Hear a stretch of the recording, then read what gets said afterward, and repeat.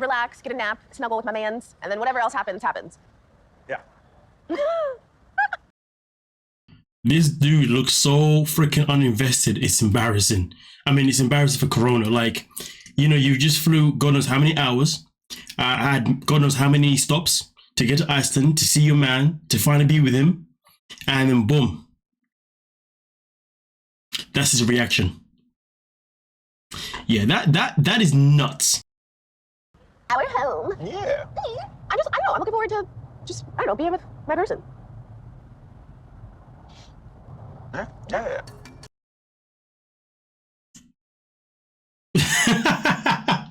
Yo, that's crazy. That is crazy. Talk about knowing how to make a woman feel special. Hey. I'm not appreciating his vibe. It's a little too blasé for the love of your life just got off a plane to derail her whole life for you. I understand what the hell is happening. I mean, to be fair, she's not lying. She's not lying one bit. I mean, to be honest, the question is, what is wrong with you? Like, and he doesn't even have an answer. You know, he's claiming that everything's A-okay. But at least at life, things are actually A-okay. How are you feeling, babe? Good. Biggest triggers is when people break promises and don't do the things that they say they're gonna do. So if I wasn't soft partnering him, in my head, I'm thinking, bitch, why wouldn't you move your out of my side of the closet? To be fair, it was very, very strange that he didn't even bother rearranging his closet, as you call it. His closet. Listen, we call it a wardrobe, okay? Closet. Sounds like someone coming out of the closet, you know what I mean? Wardrobe, okay? Come on now, real English here. So nonetheless though, in this whole scene here, in particular, you know, it is very odd how he didn't, you know, prepare the wardrobe for her to create some space for her to come in and obviously be able to put her clothes. It's very strange that she has to come in and do it herself and have to rearrange his stuff. And he's just like, oh, I'll help you if you need help, babe. But that's not the point. The point is this should have been done beforehand. I mean, honestly, his lack of enthusiasm says it all. Ladies, mandem, if you're ever in a situation like this, you're supposed to move in with somebody and they haven't made the effort to make space for you, just walk out. Last time that I was here in Iceland, I could tell Inky missed me. This time, I'm getting the most tepid, lukewarm welcome from the love of my life. I mean, listen, clearly there's something that is going on in his mind. Whatever that is, could be nerves, could be anything, but either way, something that he needs to address. But I do want to go back to something that she did say around here, I think, that I didn't actually address, that I was meant to address. So let me get into it. People break promises and don't do the things that they say they're gonna do. So if I wasn't soft partnering him, boom, the soft partnering stuff. Why would you soft partner someone? That is literally borderline like what? Manipulation. You're selling someone something that doesn't exist. You know, you're pretending to be your soft self so somebody can fall for you, but then once they fall for you, they're going to bring out who you really are as a person. That's horrible. I mean, I've heard it before. They only call it, I'm in my soft girl era, basically in your manipulative area. I'm in my era of trying to reel a guy in with my softness. But once I've gone him in, then I'll be who I really am. Yeah, that shit's right there. Hella petty, hella immature, and it just shouldn't be a thing. But nonetheless, let's move on to the next couple. Some of these women from his past are reaching out to me on social media. I don't need to say their names, but some of them have reached out. Like, these are real people that were really hurt. I have nothing to hide. No. Don't dive into that. They're not hurt, they're just jealous. Here's the thing, I'm with a friend. Like, they, you know what, even if they are hurt women, let's just run with that narrative first. What benefit does she want from this? Is she trying to tell us that if she hears negative things about Sarpa from other women that she's going to leave him? She's not going to do that. So why would you want to hear about things from other women about your man? Women who are his ex. And let's be real, there's a lot of women out there that don't want to see the ex move on, so therefore they will do what they can to sabotage that person's new relationship.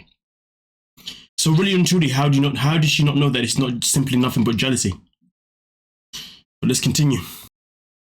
I'm shocked to see that Fasoon and Sarper both have no empathy whatsoever for the women in his past that he's hurt. That's not even the situation. In fact, you know what? Let me play this first.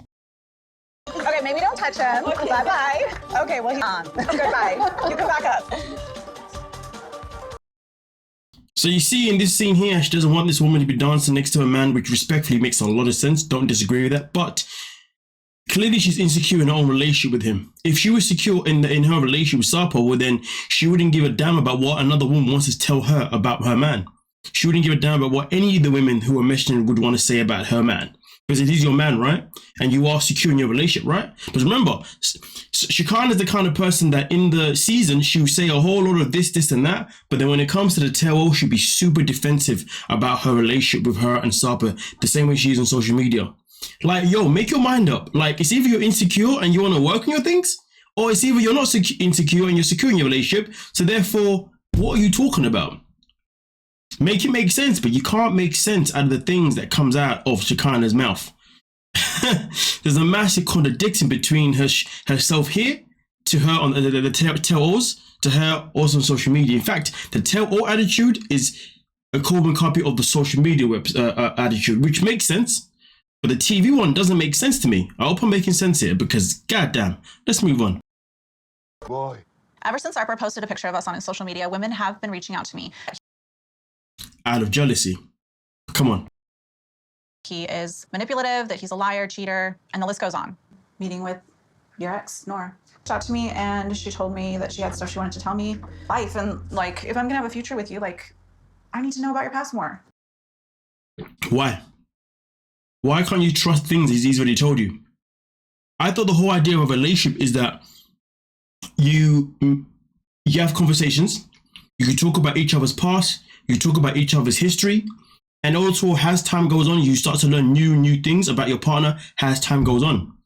And also on top of that, how somebody behaved in a previous relationship isn't going to be the same with how they behave in a new relationship as well. You see what I'm saying? It's a madness. Tabii ki de bir yerden sonra sevgilim diye hitap ettiği mesajlar vardı. I loved you also. Evet. Told me that he's never said I love you to another woman besides me.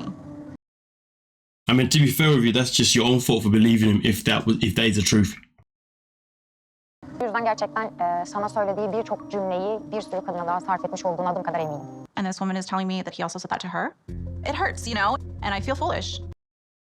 It hurts and she feels foolish because she generally thought that she was the only person that he ever, said those words to, which is ludicrous. He's a man, for goodness sake. He's a man that slept with how many women? The fact that he has slept with so many women tells you that he's obviously used the love bomb multiple times by default.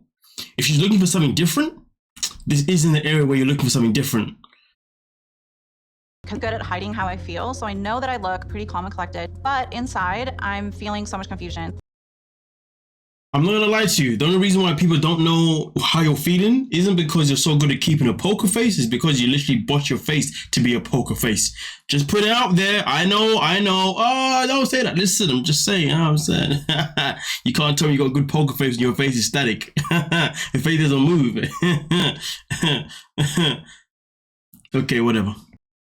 Head is spinning, and I just really don't know what to believe. How did the relationship end? Like, how did you guys eventually just stop seeing each other? Totally trying to manipulate me, insulting and humiliating me with his harsh temperament. Ve mesajlarıma cevap vermem. Taktiklerinden bir tanesi. Ben o adamın gerçekten çok büyük bir yalancı olduğuna eminim. Yalan konuşmak onun için bir kadar samimi geldiğini bilmiyorum ama gerçekten ben buraya bütün içtenliğimle seni uyarmak için üzülmeni istemediğimden dolayı geldim. My apologies there. I accidentally started recording a different one. Anyway, with that being said, let's get into the nitty and gritty.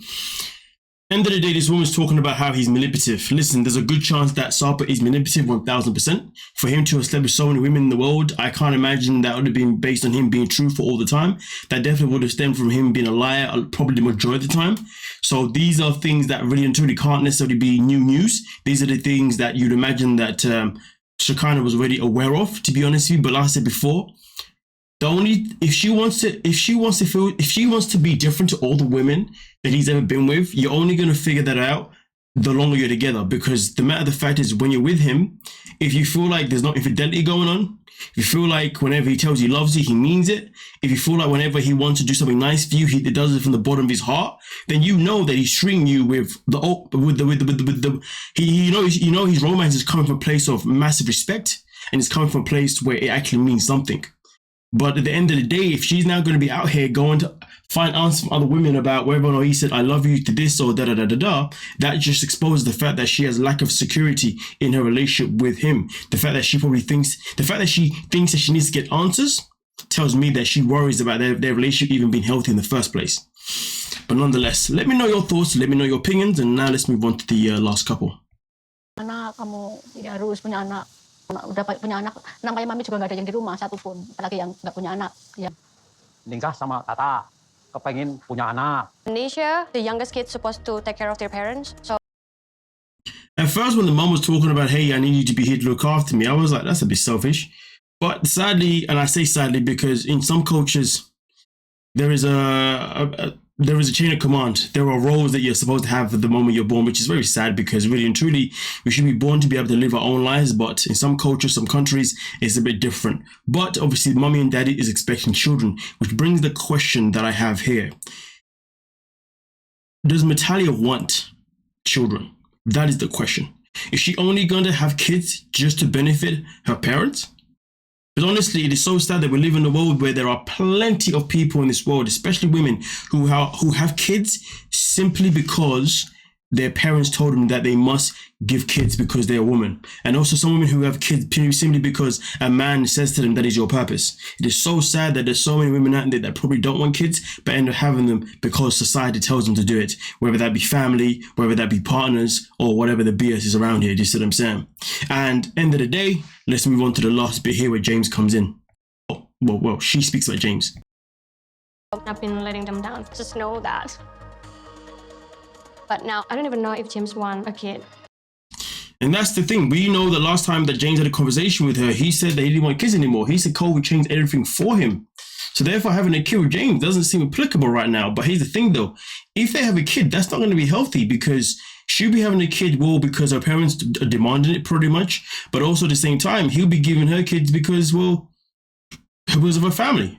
And it's like, where does that leave their relationship? Because let's not forget, when you have kids, who raises those kids? You do. You know what I mean? You, the mother, and the father. Mostly the mother, you know what I mean? But point being is, it's funny, it's one thing for your parents to ask you to have kids, knowing that it's going to be you just raising your kids, not your parents. And it's funny for women to have kids because a man wants them to have kids, when it's going to be the woman that's going to be raising the kid more than the man anyway, due to work and all that kind of stuff. The pressure that women go for, to be honest, if you to have kids in this world is disgusting, if you ask me personally, you know what I'm saying? It's just that simple. The conversation should be, listen, it would be nice if you could have kids. You know, it would be nice if you had kids because I'd love to have grandchildren. But if you don't want kids, that is fine. I'm still going to love you the same. Do you see what I'm saying? It's the same thing for men. Do you know what I mean? With their wives, their girlfriends, whatever. Saying, hey, babe, I would love to have a kid, you know, something that I would like. But if you don't want to have a kid, that's fine. I'm more than happy to just live my life because I love you that much. I don't want to lose you because you don't want to have a child. Do you see what I'm saying? Which also, don't get me wrong, can be flipped. But if you ask me personally, I think it's safer to go the person that doesn't want the kid rather than the person that does want the kid, because the person that does want the kid, sometimes when the kid comes, the relationship goes completely kaput. But hey, that can be very, very subjective depending on how you want to look at it. But either way though, let me know your thoughts and let me know your opinions on the MAD itself in particular. I was going to speak about James and freaking Lily, but honestly, all those two talk about this whole week was not James, like Josh and Lily, but all they spoke about was freaking money again. Money. And they came to a conclusion where they wasn't going to talk about money anymore. And he has to recognize that she's just saying it because she wants him to know how much she's working to provide a nice house for them. But it really wasn't anything else, to be honest with you. But I'm expecting Josh and Lily to be the most boring couple of the season, to be honest with you, at this current rate. I mean, they were so boring, they made me miss flipping Statler and Dempsey. Nuts, right? But with that being said, let me know your thoughts and we can talk about it. Don't forget to like, subscribe, and of course, peace.